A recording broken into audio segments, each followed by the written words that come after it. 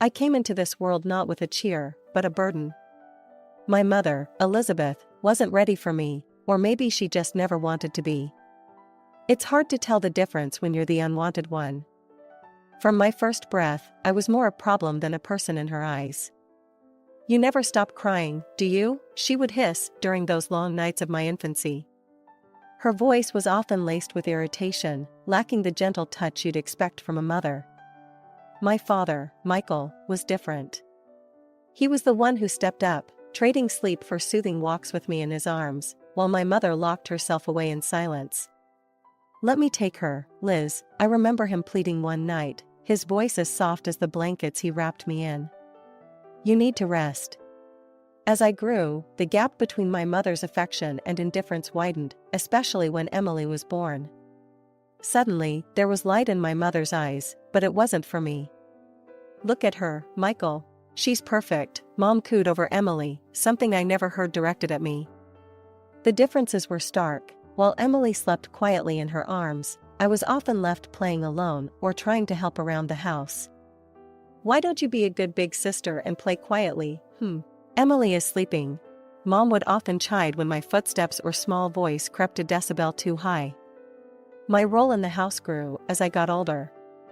I wasn't just the elder sister, I was the helper, the cook, the cleaner, whatever kept me busy and out of the way. As time went on, I learned the art of invisibility at home. It was easier to blend into the background, to anticipate needs before they were spoken. By the time high school rolled around, I was more the family caretaker than their child. "Anna, make sure the laundry's done and dinner's ready by 6, Mom would command as she left with Emily for another shopping trip, their laughter a bitter sound as it faded down the hallway. "Yes, Mom," was always my reply, mechanical, rehearsed. At school, things were different. I was a good student, quiet but diligent. Teachers noticed me, praised me, something that never happened at home. They encouraged me, talked about potential and futures that seemed so distant from my reality. "Have you thought about college, Anna?" Mr. Henderson, my English teacher, once asked. His encouragement felt like a lifeline. "I'd like to, sir. I really would," I admitted, a flicker of hope stirring within. Those moments, rare and precious, were what fueled me. They made the long days and lonely nights bearable.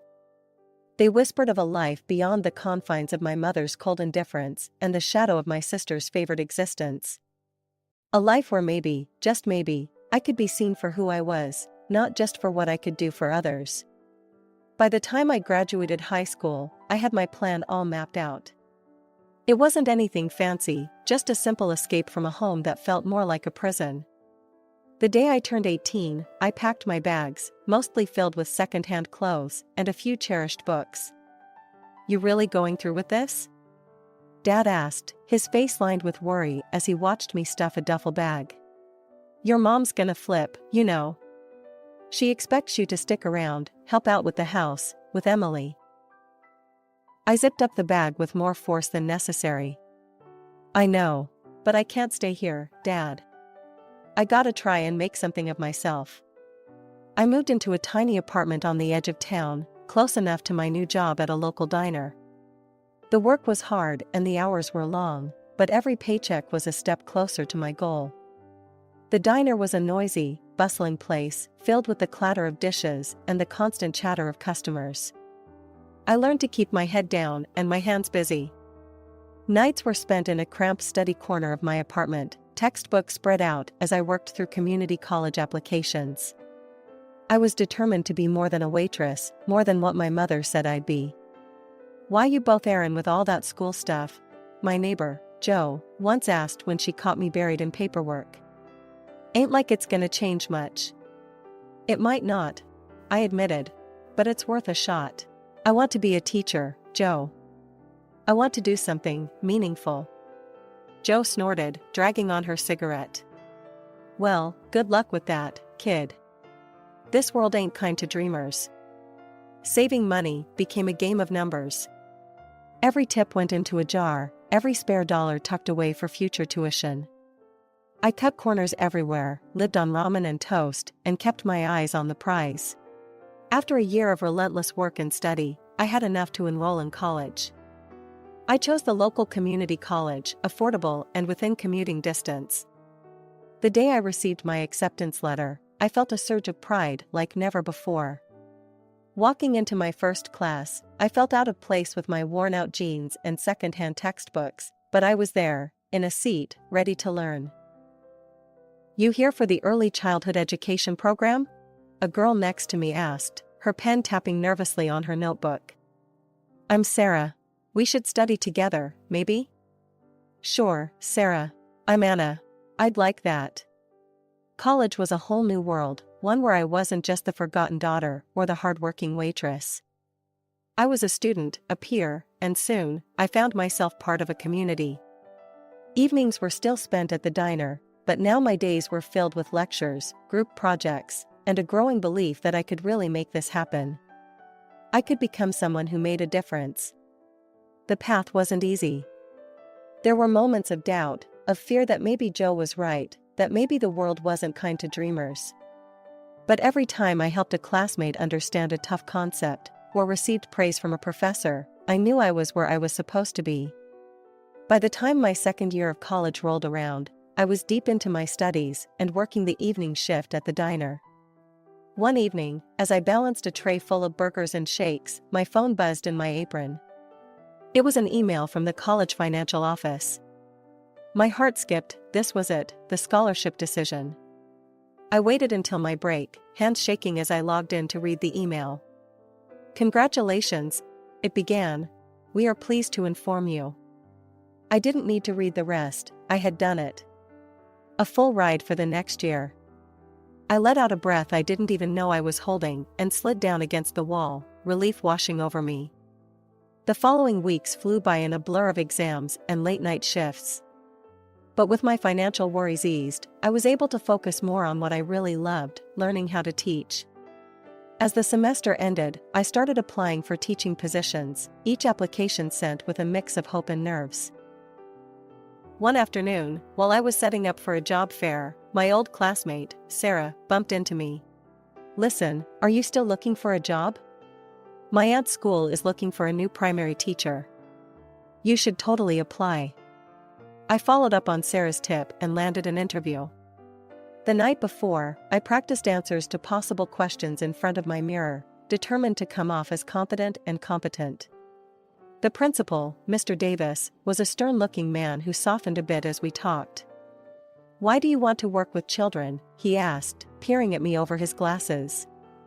"Because I believe every child deserves a champion, an adult who will never give up on them, who understands the power of connection and insists they become the best they can possibly be." I walked out of there feeling like I had just won my second scholarship. A week later, I got the call. I was in. I was going to be a teacher. After years of working tirelessly as a teacher and constantly hitting the books at night to stay ahead, I decided it was high time to invest in a proper laptop.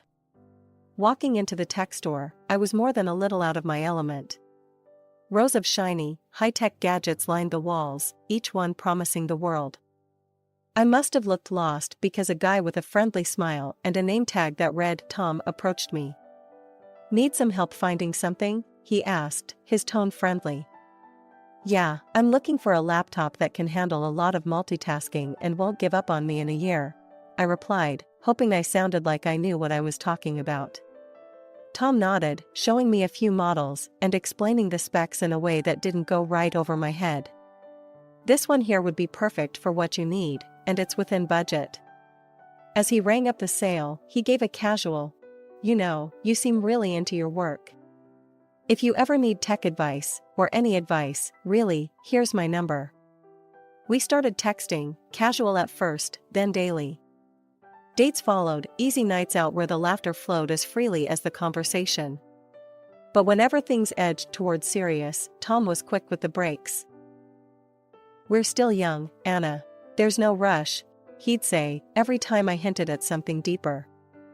I didn't push it.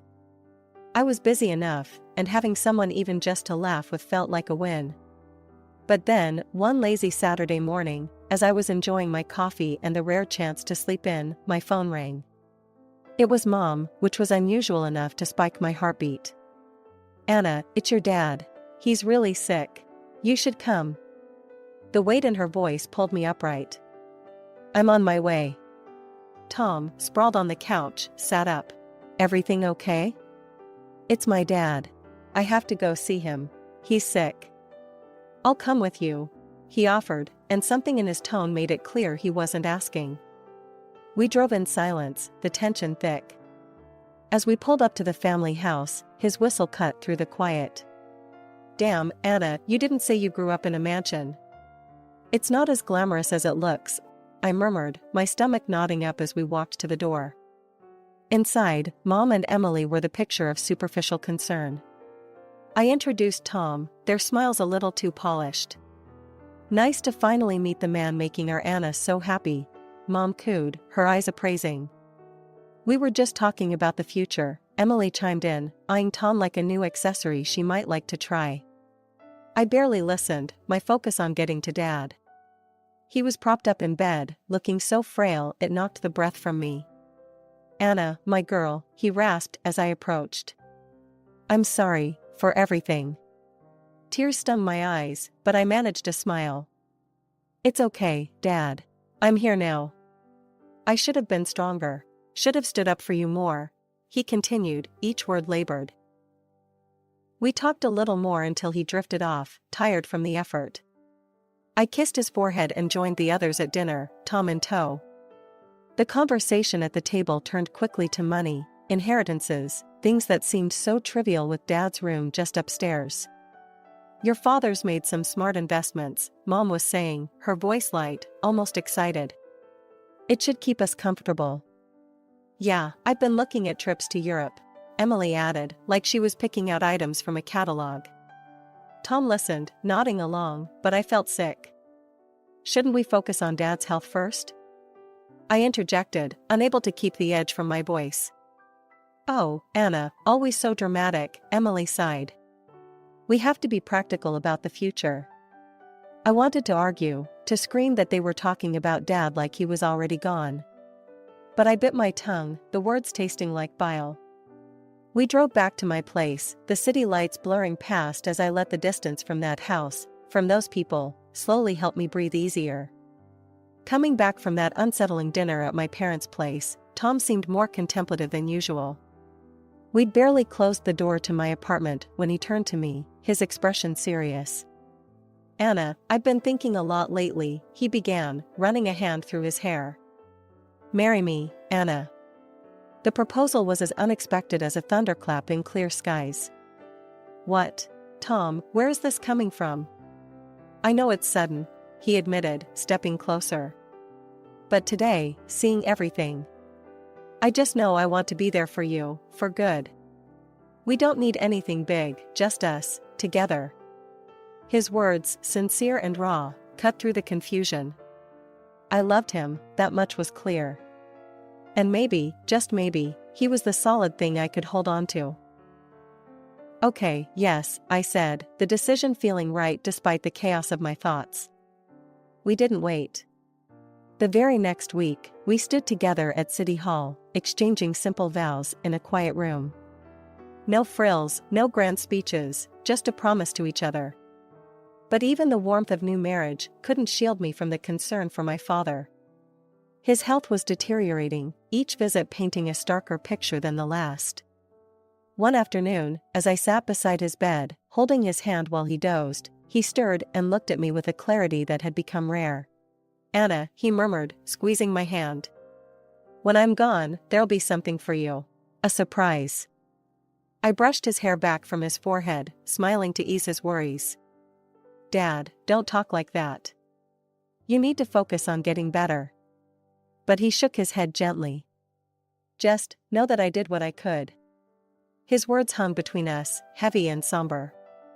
I chose not to press him, thinking it was the illness speaking, his mind fogged by medication and pain. Leaving his room that day felt harder than ever.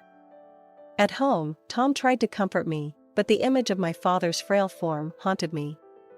Meanwhile, Mom and Emily's conversations about the future grew more frequent and filled with cold calculations. One evening, I overheard them talking in the kitchen while I was supposed to be out. The medical bills are piling up, and with your father like this, well, it's not sustainable, Mom was saying, her voice laced with impatience. I've already signed up for plastic surgery to find a new boyfriend. Emily responded, her tone just as calculating. We need to think about what comes next. I want that new car that you and I saw in the salon. Frustrated and heartbroken, I left them to their scheming.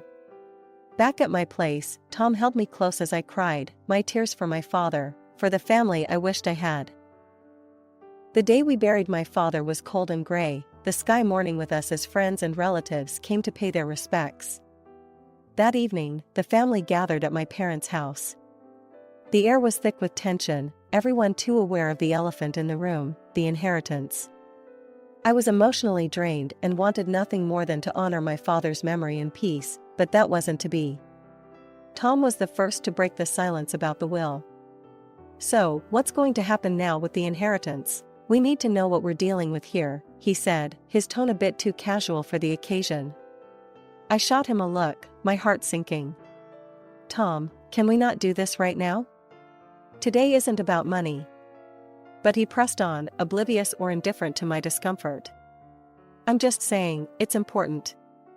I mean, shouldn't the house go to Anna? It's only fair. My mother, who had been quietly listening, laughed dryly. Fair? This house has always belonged to Emily and me. You two were just passing through. Tom's face hardened, and he turned to my sister. Emily, you know this isn't right. Anna deserves her share. Emily, looking more interested than she had all evening, fluttered her eyelashes at Tom. Oh, Tom, you always think of others. But Mom's right, as usual. The conversation spiraled, voices raised in a bitter symphony. I felt sick listening to them, the words melding into a cacophony of greed. How could a day of mourning turn so quickly into a scramble for wealth? As they argued, Tom's attitude shifted, his earlier support for me fading as he began to compliment Emily on her sensible outlook. Watching him sidle up to my sister, something in me snapped. I couldn't stomach another minute of it. I fled to my father's room, the one place that still held traces of his presence, and collapsed into a restless sleep. The next morning, I awoke to the smell of coffee and found Tom in the kitchen. His expression was grave, a stark contrast to the light banter of just days before. Anna, we need to talk, he began, avoiding my gaze. I'm in love with Emily. I think she and I have a future together. The room spun a little, his declaration landing like a physical blow. You're what? Tom, are you serious? Before he could answer, I called Emily and Mom to join us. Emily came down, looking smug, while Mom watched with a curious eye. I just wanted you to hear it from me first, Emily said, her tone infuriatingly calm. I'm a decent person, Anna. I didn't want to go behind your back. Mom nodded, her approval evident. It's very noble of you, Emily. To be so upfront about this. Their words, their betrayal, it was too much. I felt a cold, hard calm settle over me. You all deserve each other, I said quietly. Tom extended the divorce papers toward me, a pen poised. Without hesitation, I signed, each stroke of my name severing the ties that bound us. You'll get your things through a courier. Don't come back. With that, I walked out of the kitchen, out of the house, and didn't look back. I was free now, and with that freedom, a new path lay open. A path I would walk alone, but at least it was mine, honest and unencumbered. 2 weeks later, we all got back together in the notary's sterile office, about to hear the reading of my father's will. The air was tense, thick with unspoken accusations and bitter expectations. Mom and Emily were chatting in hushed, anxious tones, while Tom looked uncomfortable, shifting in his seat next to Emily. The notary, Mr. Clarkson, a severe-looking man with glasses perched on the tip of his nose, cleared his throat and began reading the will. I sat there, my hands folded in my lap, bracing for whatever came next. To my daughter Anna, Mr. Clarkson read, his voice neutral. I leave the sum of $400,000. The room went silent for a heartbeat before chaos erupted. Mom's face turned a shade of red I knew too well as her financial desperation spilled out. "I have debts, Anna. Your father knew. He promised he'd take care of us," she shrieked, her voice cracking under the strain. Emily joined in, her voice sharp and accusing. "And what about me? I'm getting married to Tom. We need that money for a proper wedding." "You don't need all that money, Anna." I stared at them, the sheer audacity rendering me momentarily speechless. Tom, meanwhile, tried to play the affection card, stepping toward me with open arms. "I've missed you, Anna. I've made a mistake. I only ever loved you." Before he could reach me, Emily yanked him back by the shirt, her eyes wide with betrayal. "Tom, what are you doing?" He tried to wriggle free from her grasp, but Emily's grip was tight, her nails practically digging into his skin. "Enough," Mr. Clarkson's voice boomed through the room, louder than I'd ever heard. "If you cannot behave in a civilized manner, I will have to ask you to leave. And if necessary, I will call the police." The threat of authority seemed to pierce through the chaos, bringing a sudden, sullen silence to the room. Mom and Emily, with crocodile tears streaming down their faces, turned to me once more. "Anna, please," my mother begged, her voice softening to a manipulative whisper. "Think of your family." Emily, still clinging to Tom, echoed her plea. "We're your family, Anna. Don't we mean anything to you?" Looking at them, at their false tears and desperate faces, something inside me hardened. These were not the actions of a family, they were the actions of vultures dressed in familiar skins. "No," I said firmly, my voice steady, despite the shaking of my hands. "This money is what Dad wanted me to have. He knew I would use it wisely, not squander it on debts or lavish weddings." Tom, Emily, and Mom stared back, a mixture of shock and indignation written across their faces.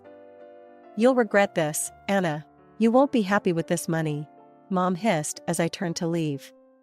"Maybe," I replied, pausing at the door. "But I'd rather find that out on my own, without any of you."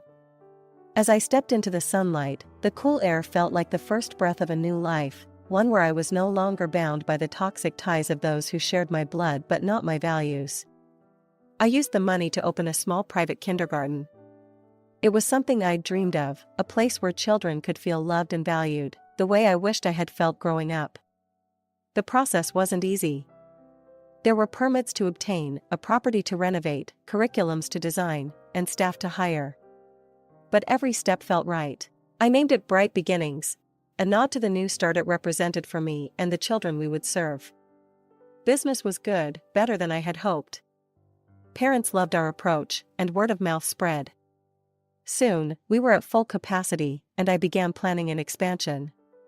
One day, while reviewing blueprints with my assistant, Jenny, my phone buzzed with an update from a name I hadn't seen in a while, Rachel, a mutual acquaintance of my family. "Hey Anna, thought you should know, your mom and Emily sold the house. They had to move out of town, ended up in a small place. Not much left after settling their debts," she texted. I stared at the screen for a long moment. "Thanks for the update, Rachel," I typed back, a mix of emotions swirling through me. As the days turned into weeks, Bright Beginnings grew not just in size, but in reputation. It was during this busy time that Tom reappeared, as unexpectedly as he had exited my life. I was returning from a meeting when I found him standing outside my apartment, a huge bouquet in his hands and that same charming smile plastered on his face. "Anna, hey, I've been thinking about you," he said as I approached, trying to hand me the flowers. I stopped short, my keys in my hand, an incredulous laugh escaping me. "Really, Tom? After everything, you think flowers will fix it? Come on, Anna. I made a mistake. Can we talk?" His voice was coaxing, his smile faltering just a bit. I looked at him, really looked at him, and all I saw was the same selfishness, the same opportunism. "No, Tom.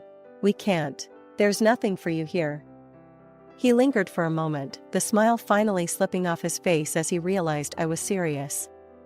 Then, with nowhere left to push, he turned and left, the discarded flowers lying wilted by my doorstep. The next few months flew by. Bright Beginnings became not just a daycare but a cornerstone of the community. We hosted family events, workshops for parents, and continued to expand our services. As I watched the children play in the newly added outdoor play area, their laughter ringing clear and true, I felt a sense of accomplishment and peace. I had built something lasting, something meaningful.